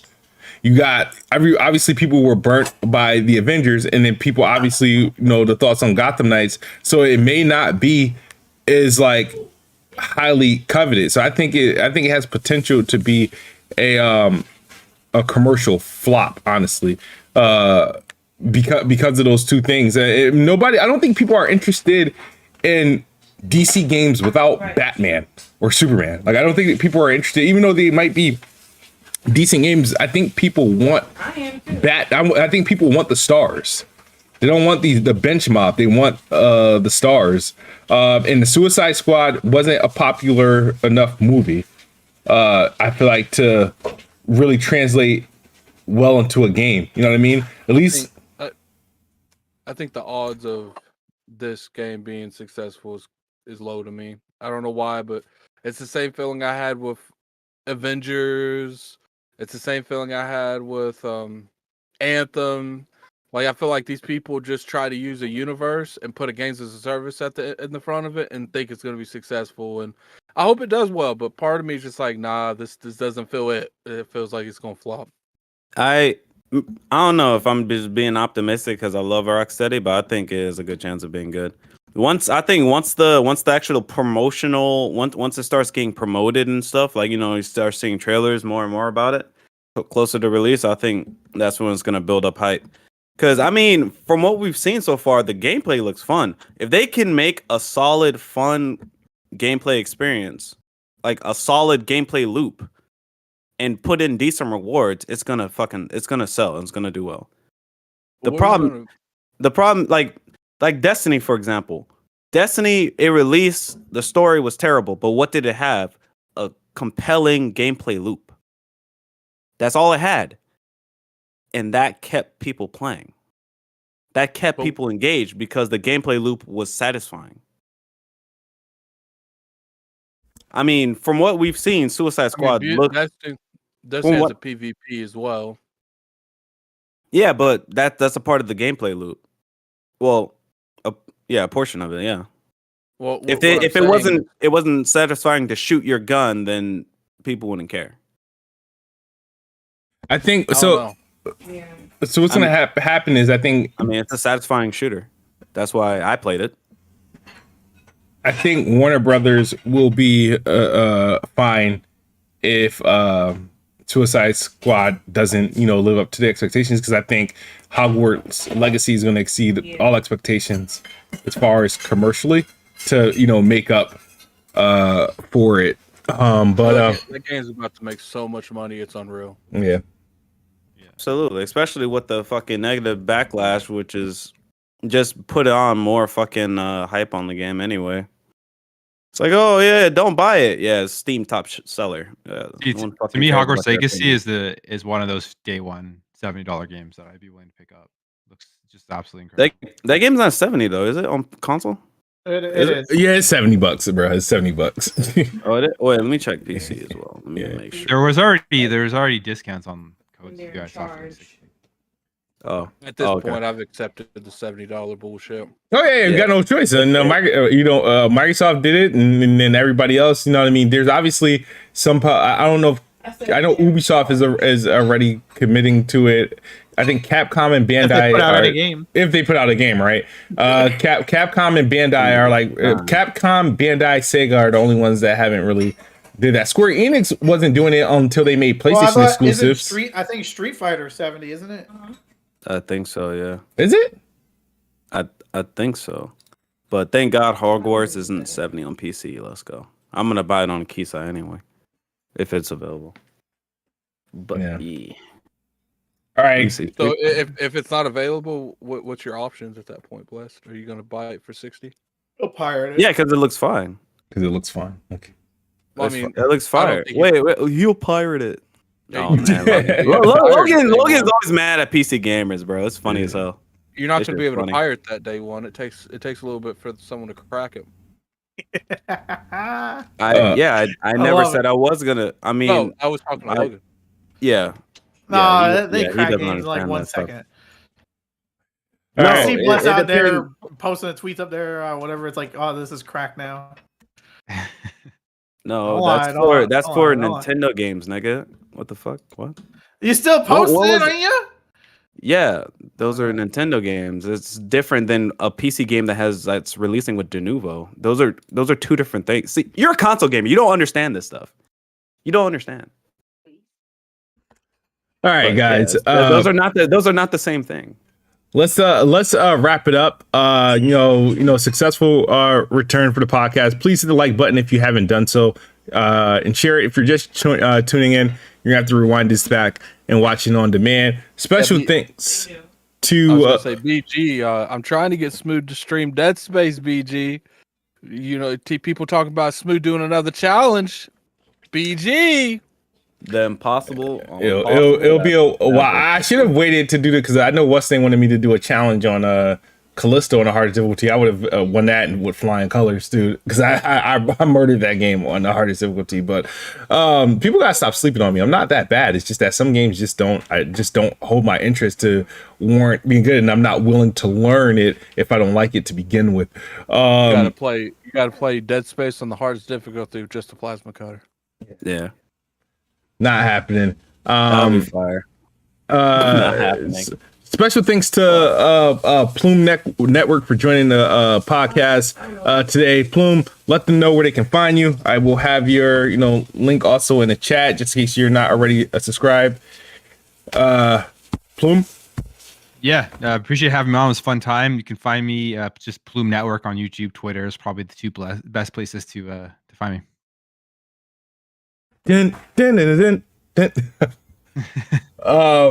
Logan, welcome back. Yeah. Hope you're good. Please update us. I know you got some things coming that you're working on.